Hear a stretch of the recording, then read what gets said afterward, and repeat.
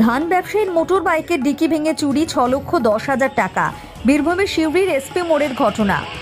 বীরভূমের মুরালপুরের ধান ব্যবসায়ী বিমল মণ্ডল সিউড়ির দুটি ব্যাংক থেকে মোট 6,10,000 টাকা তোলেন। বাড়ি ফেরার সময় সিউড়ির এসপি মোড়ে একটি মিষ্টির দোকানে মিষ্টি কেনার জন্য ঢোকেন। ওই সময় দোকানের বাইরে থাকা মোটর বাইকের ডিকি ভেঙে দুষ্কৃতীরা টাকা নিয়ে পালিয়ে যায় বলে অভিযোগ। ঘটনার অভিযোগ দায়ের সিউড়ি থানায়।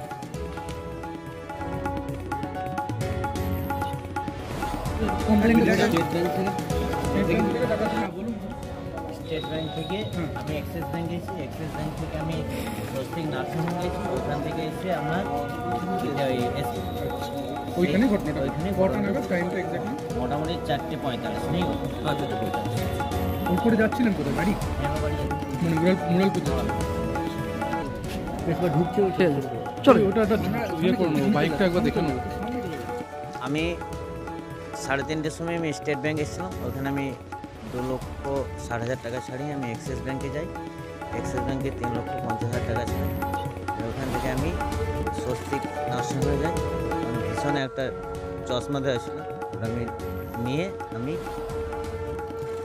এসপি মোড়ে যাই। এসপি মোড় থেকে মিঠাই দোকান ঢুকি। মিঠাই দোকান থেকে যখন বেরোছি তখন আমার ডিকির থেকে ব্যাগটা কেড়ে নিয়েছি। 6,10,000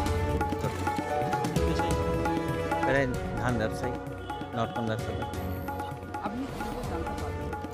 আমি এসে যখন মিষ্টির প্যাকেটে ভর্তি এসেছি তখন দেখছি আমার ডিকি খোলা।